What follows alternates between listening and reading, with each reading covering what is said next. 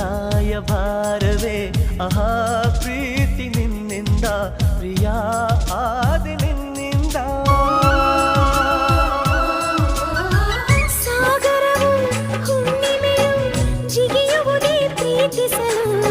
ಮಲ್ಲಿಗೆಯು ಗಂಧವು ಬೆರೆಯುವುದೇ ಪ್ರೀತಿಸಲು ಪ್ರೀತಿ ನಿನ್ನ ಸ್ಮರಣೆಯಲ್ಲಿ ಅದರಗಳು